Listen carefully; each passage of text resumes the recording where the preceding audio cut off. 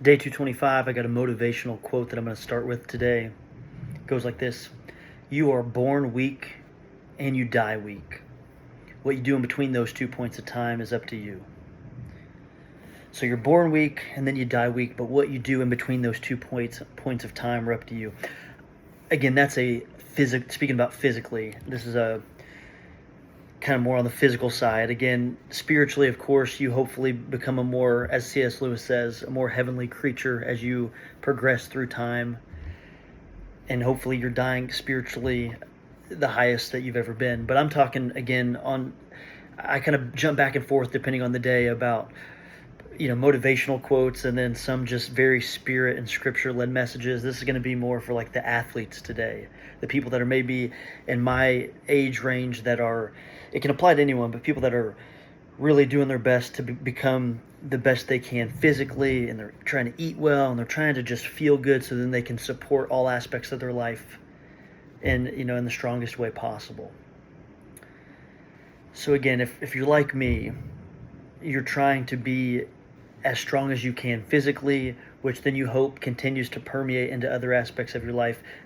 I'll be clear, spiritually is the most important one by far, but I just know that if I'm physically being lazy, or if I'm not moving, I'm not getting any exercise, I'm just sitting on the couch and shoveling in, sugar and chips all day long, it affects other aspects of my life.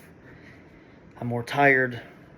I start putting off running a looser ship in general. I start putting off reading the Bible and doing a lot of things like that. And I need to improve on that. I can't fully put all my eggs in just the physicality basket here. But again, to strike a really solid balance of being spiritually, emotionally, and physically strong, I think that physical part is very important in the life right now of a 30-year-old. So again, that quote, "You're born weak and die weak, but what you do in between those points of time is up to you." I think that quote doesn't apply to just athletes or people that are trying to get strong, but it also just speaks to our human condition. Because when you're born, you're born in a fashion where you need help for everything in order to eat, in order to survive. And then when you leave this earth, you're often, if someone's blessed enough to live a long earthly life, they often are going to need help just as a child does. But that dash of time in between, that middle part, is where oftentimes our story is written. Your story is written in the middle part. Again, hopefully when you're old, you're spiritually as strong as you've ever been. You've left a legacy, and it's very important, by the way, to finish well in life. I've talked about that in previous videos. So if you're older and you're in that last chapter of life, don't discount the fact that it's still very important that you're finishing strong and with honor. But let's talk today about that middle part where your story's written. That middle part that I'm talking about, that's where the work in life happens. It's where the purpose gets just revealed and your calling gets fulfilled, or wasted for some people. But people, especially athletes, you understand that the power of this in-between period, you understand the power in that. It's like at the gym, if you're doing a 10 rep set, it's you're not defined by that first rep.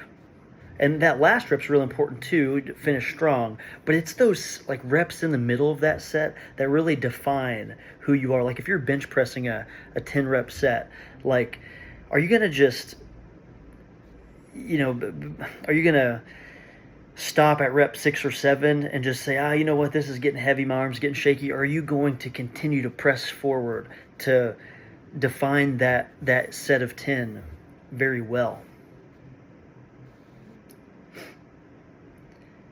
And that's just where I think I'm at in life, is just in the smack dab middle of this book that's called life. There's 10 chapters. I feel like I'm on chapter 4, somewhere in the middle.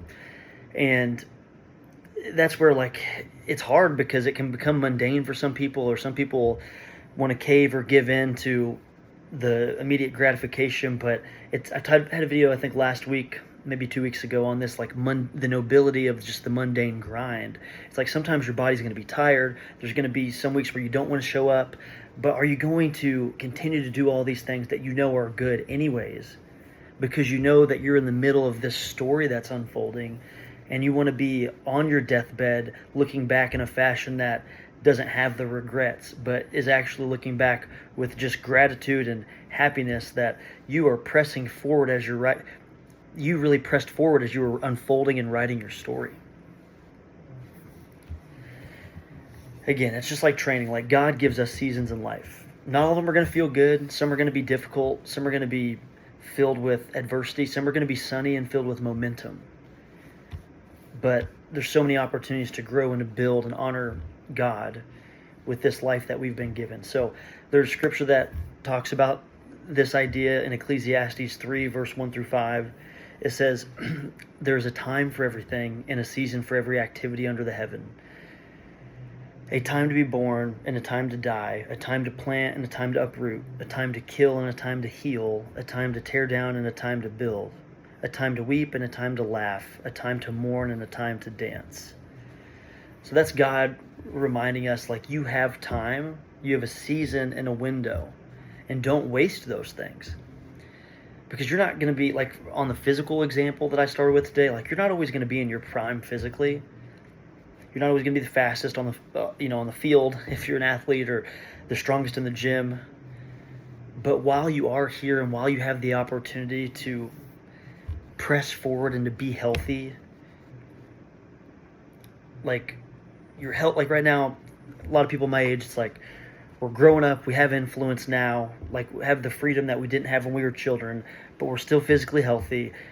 And we're often hungry in our careers and hungry to be parents and hungry for all these things. It's like we're in the prime of our lives. What are we doing with that? Like, that's the question today. What are you doing with it? And are you glorifying God with the effort that you give and with what He's blessed us with? Or are you just making excuses? It's like, are you making progress or are you making excuses? That's what it boils down to.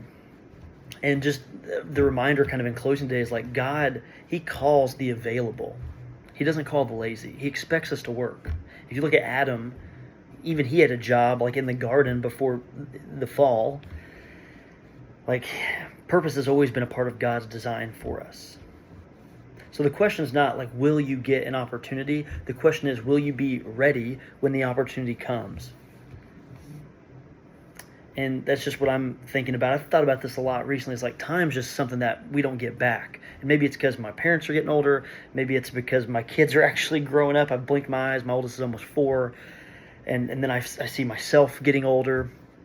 And it's like just very evident that we don't get this time back. So make the most of every single week and every single day by just pouring into this life with all you have. So I can look back one day, like I said, and just be filled with joy and not regret. So again, in closing, the challenge this week's like, if you are interested in the gym, awesome, or running or whatever it is physically, I would encourage something because it's good for you. So the challenge is, when you train with purpose, and how you live it with urgency. And don't forget that, like, every season in your life has a purpose. I just happen to be somewhere in the middle chapters, and that's what I'm focused on speaking on today. So remember that, and remember that God gave you a platform. He gave you the opportunity to lead. So use everything that God's given you and use it well. That's day 225.